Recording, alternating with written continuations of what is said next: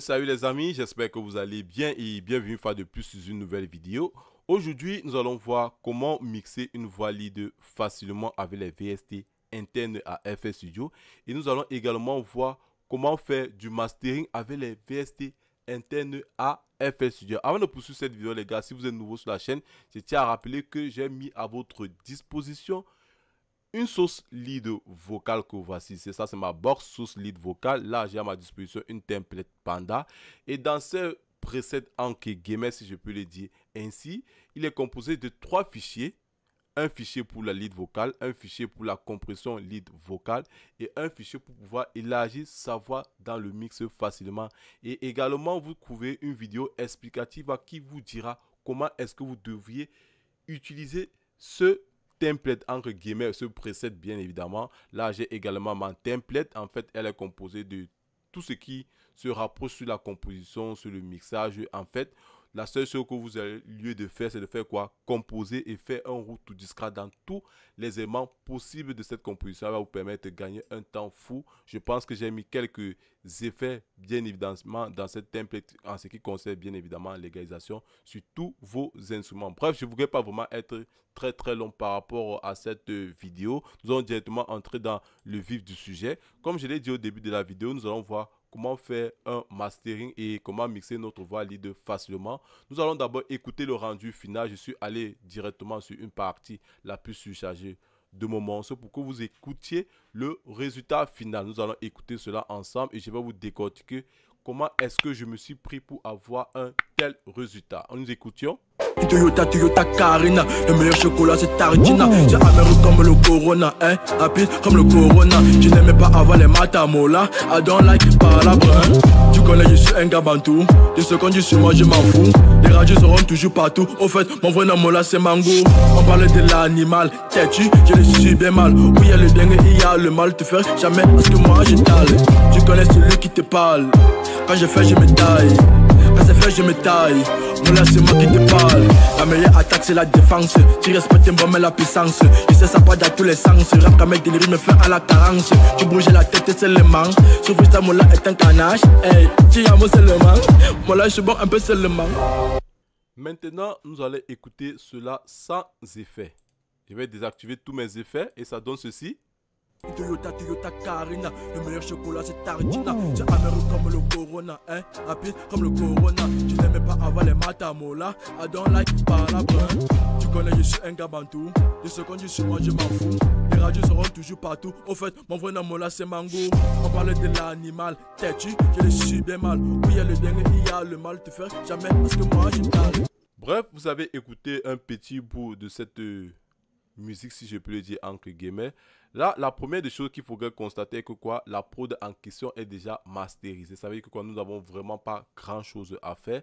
Le travail va se situer sur notre voix lead et comment l'intégrer sur notre instrumental. De prime abord, c'est quelque chose qui n'est vraiment pas évident étant donné que la prod est déjà masterisée. Et pour l'intégrer sur votre voix, c'est quelque chose qu'il faudrait vraiment prendre à la pincette. Généralement, c'est bien pour vous d'entrer en possession de tout les données possibles pour pouvoir avoir un bon résultat. Mais qu'à cela ne tienne, nous allons essayer de se rapprocher du moins que possible du résultat entre guillemets. Là, j'ai à ma disposition cette voix lead. Nous allons commencer par la voix lead. Je vais vous expliquer comment est-ce que je me suis pris pour pouvoir avoir un tel rendu. La première des choses, normalement, lorsque vous faites un mixage d'une voix lead, qu'est-ce qu'il y a lieu de faire? Si vous avez dans une pièce vraiment pas traité de façon acoustique, ou alors il y a trop de reverb, vous allez utiliser un réducteur de bruit. Là, présentement, pour moi, il n'y avait vraiment pas de bruit, raison pour laquelle je ne me suis pas attardé dessus. La seconde des choses, nous allons mettre l'autotune. Moi, particulièrement, je n'ai pas mis sur ce cas-ci. Car cela ne tient chez vous, vous devez mettre de l'autotune. Ça va dépendre si l'artiste sonne juste ou pas. Ou alors, si vous voulez rechercher un effet artistique sur la voix en question. Ça, c'est l'une des choses à faire. La seconde des choses, moi, particulièrement, là, j'ai utilisé un égaliseur. Comme je l'avais dit lors de mes précédentes vidéos, ça ne sert à rien de faire du copier-coller. Soyez plus créatif. Lorsque beaucoup d'entre vous visionnent sur certaines vidéos sur YouTube, qu'est-ce qu'on fait souvent? Généralement, on commence à retirer. Donc, ça veut dire quoi? On utilise un égaliseur soustratif. Moi, particulièrement, je n'ai pas utilisé un égaliseur soustratif pour la simple raison que quoi? je connaissais déjà la qualité du micro qui est à ma disposition. Je connaissais déjà la voix de l'artiste en question. Nous allons désactiver tous ces effets que voici. Je vais les désactiver un par un. Comme je le disais, je connaissais dans la qualité de la voix de l'artiste qui a quoi? Une voix imposante. Pourquoi est-ce que j'ai décidé de faire cela? J'étais en train de rechercher les failles sur ma voix dues au problème de micro. C'est un micro de bas de gamme qui capte trop les aigus. C'était là mon problème. Qu'est-ce que j'ai fait pour anticiper cela? J'ai d'abord décidé de le faire ressortir. En le faisant ceci, en utilisant l'égalisation en ajout de gain, bien évidemment, tous les simulances allaient se faire bien ressortir sur ma voix. Raison pour laquelle j'ai décidé d'utiliser cet EQ. Si je l'avais plus de faire l'égalisation soustrative, j'aurais peut-être détecté ou pas certains défauts sur ma voix. Ça, c'est un choix vraiment artistique. Je vous dis que ça ne sert à rien de vouloir faire du copier-coller. C'est de façon créative, de façon réfléchie que vous allez pouvoir avancer dans vos comics ou vos remastering. Parce que beaucoup d'entre vous se sont rendus compte de quoi? Ils reproduisent les mêmes vidéos, les mêmes techniques sur YouTube, sur des vidéos qu'ils ont dû avoir, mais ils sont bloqués du fait qu'eux-mêmes, ils n'expérimentent pas cela. Donc, raison pour laquelle je vous invite, ou alors je vous exhorte deux fois à expérimenter, à essayer de faire d'autres... De prendre d'une autre pincette, si je peux le dire entre guillemets. Vous pouvez décider d'abord mixer votre voix en commençant par un limiteur, en commençant par une reverb. Ça va vous apprendre si c'est vraiment important, si c'est vraiment crucial de commencer par la reverb ou alors par un limiteur. Bref, j'en passe dessus. J'ai déjà fait une vidéo explicative par rapport à cela. J'ai décidé d'augmenter cette zone de fréquence que voici ici là. J'ai décidé de baisser cette fréquence. Comme vous le constatez, beaucoup d'entre vous également savent pourquoi il faut généralement faire un coup bas aux environs de 100 Hz, 120 000 Hz. Moi particulièrement, ce n'est pas mon cas. J'ai décidé de ne pas couper cette fréquence-ci. Ça, c'est question de feeling. Moi particulièrement, je suis déjà habitué. Je ne suis plus là pour faire du copier-coller. Je suis là juste pour expérimenter, pour voir est-ce que ça va m'amener dans quelle dimension, dans quelle directive je vais prendre lorsque je fais mon mixage dorénavant. C'est la raison pour laquelle j'ai décidé d'augmenter cette voix, baisser généralement à moins 4 ou moins 6 dB. Ça, c'est la première chose que j'ai lieu à faire. La seconde chose que j'ai lieu à faire, qu'est-ce que j'ai fait? J'ai ajouté un compresseur que voici ici, très simple d'utilisation. J'ai fait une attaque rapide, un ratio 4:1, un release par défaut, je n'ai pas touché. Et là, maintenant, je vais avec le seuil. En fait, le but ici de ce premier compresseur, il aura pour but tout simplement de me couper les premiers crêtes de ma voix entre guillemets. Le second ici, que voici le second limiteur, qu'est-ce que j'ai fait maintenant? J'ai mis l'attaque de façon lente. J'ai joué maintenant avec le ratio rapide et j'ai joué avec le release rapide et un ratio de 2:1. Maintenant, j'ai joué avant mon seuil. Ici, il a pour but de me faire ressortir les syllabes qui ne se font pas ressentir tout simplement. C'est la raison pour laquelle vous voyez les différentes configurations. Et après, qu'est-ce que j'ai fait? J'ai utilisé un EQ, bien évidemment, de façon soustrative. Étant donné qu'au départ, je l'ai boosté. En le boostant, il y a certaines fréquences qui se sont fait ressentir qui étaient vraiment très désagréable à entendre, raison pour laquelle vous constatez cette petite forme, cette petite manigance entre guillemets là. J'ai essayé de réduire cette voix carton due à la qualité de la voix de l'artiste et j'ai essayé de donner un peu plus de bas à ma voix, étant donné que je voulais garder le côté naturel de l'artiste en question, vu son ampleur, vu la portée de sa voix entre guillemets. Maintenant, nous avons utilisé une reverb très simple d'utilisation. Qu'est-ce que j'ai fait? J'ai fait une égalisation ici, un coupe à 600 Hz, un coupe haut à 10 000 Hz. Je suis venu jouer avec le web, j'ai grandi la taille de la pièce et j'ai également joué avec un petit effet, un petit réglage sur la reverb entre guillemets. Pour tous ceux-là qui ne savent pas comment gérer bien sa reverb, j'ai déjà fait une vidéo par rapport à ce sujet. Vraiment, je suis entré dans les détails les plus clean possibles, donc je vais plus revenir sur cela. J'ai utilisé un DSLR présentement, moi particulièrement, j'ai créché pour la simple raison que j'ai utilisé le DS de Maximus, ça ne marchait vraiment pas. Raison pour laquelle je me suis tourné vers le Maximus, le DS de chez Wave. Et après, qu'est-ce que j'ai fait? J'ai utilisé un compresseur et j'ai utilisé un preset que voici ici. J'ai utilisé une distorsion, pardon, et j'ai utilisé ce preset compresseur et je suis venu juste jouer avec le mix. En fait, lui ici, il va se comporter à peu près comme un soft clipper, bien évidemment, il va me couper les pics de ma voix malgré qu'il y ait eu compression et ou qu'il y a certains pics qui sont vraiment têtus entre guillemets qui ressortent. J'ai essayé de réduire cette dynamique bien évidemment et après j'ai utilisé mon délai. Nous allons écouter avant effet et sans effet. Là nous allons écouter sans effet et ça donne ceci.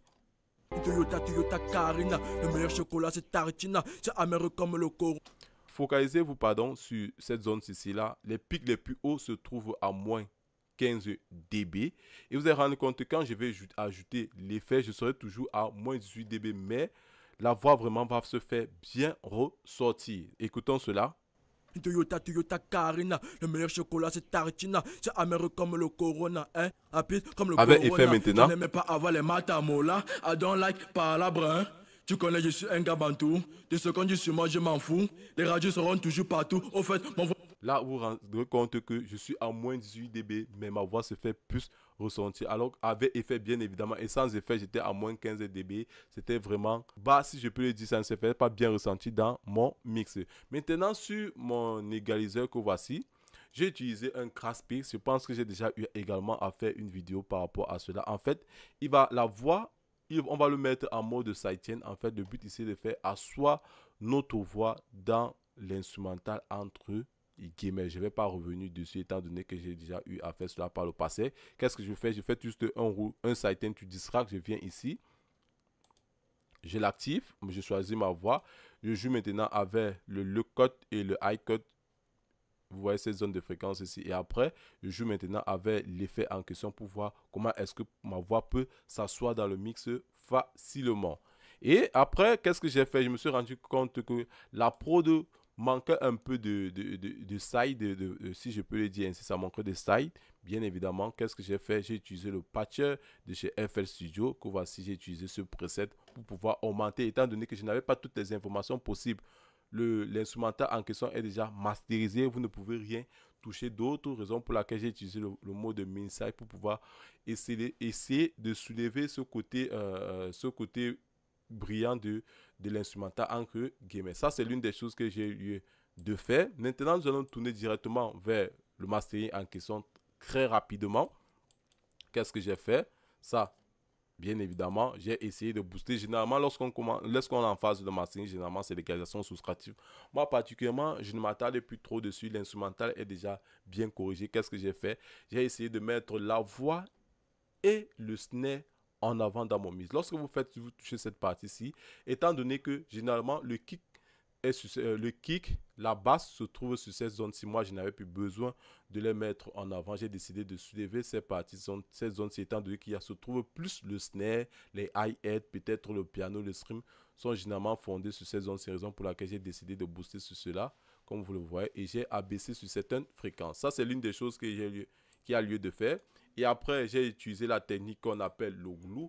Bien évidemment, ça va essayer de me rapprocher ma voix et mon instru pour que ça ne soit pas vraiment éparpillé dans l'espace, si je peux le dire ainsi. Là, je l'ai fait et également j'ai utilisé le patcher.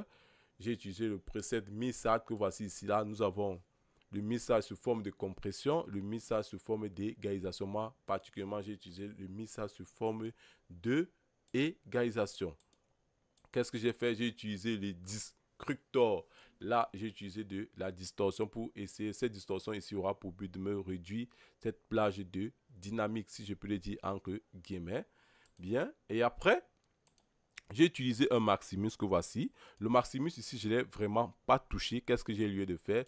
Je suis juste joué et suis venu juste jouer ici avec la panoramique, si je peux le dire entre guillemets. J'ai mis ma basse au centre comme voici. J'ai essayé d'élargir plus ou moins les moyennes fréquences. J'ai franchement élargi les hautes fréquences ici. Donc, il va me servir ici également comme un imageur. Je ne pense pas que FL Studio a un imageur à sa disposition. Ça, c'est l'une des choses que il y a lieu de faire. Qu'est-ce que j'ai fait ensuite? J'ai utilisé un clipper.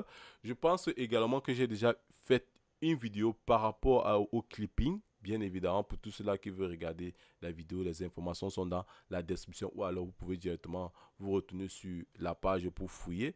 J'ai utilisé un clipper et ensuite j'ai utilisé mon preset de chez mon Future Limiter. Voici mon preset ici, DJ Limiter, très simple d'utilisation. Dès que je le mets en fin de série, qu'est-ce qu'il y a lieu de faire? Je viens juste de jouer avec le gang et j'ai mis mon limiteur que j'ai réglé à moins 1 dB. Donc, je ne dépasse pas généralement les moins 0 dB. Nous allons écouter cela ensemble et ça donne ceci avec et sans effet. Toyota Carina, le meilleur chocolat c'est Tartina. C'est amer comme le Corona, hein, rapide comme le Corona. Ça c'est sans effet. Avec effet maintenant. Tu connais, je suis un gars bantou. De ce qu'on dit sur moi, je m'en fous. Les radios seront toujours partout. Au fait, mon vrai nom là c'est Mango. On parlait de l'animal, têtu, je le suis bien mal. Bref, je ne voudrais pas vraiment être très long par rapport à cette vidéo. Si vous avez aimé la vidéo, je vous invite à vous abonner, à partager, à commenter, à liker et surtout, activer la cloche de notification pour ne rater aucune de mes prochaines vidéos. Pour tous ceux-là qui veulent entrer en possession de mes presets, de ma formation, toutes les informations sont dans la description. Sur cela, on se dit à la prochaine pour une nouvelle vidéo. Portez-vous bien. Ciao, kiss.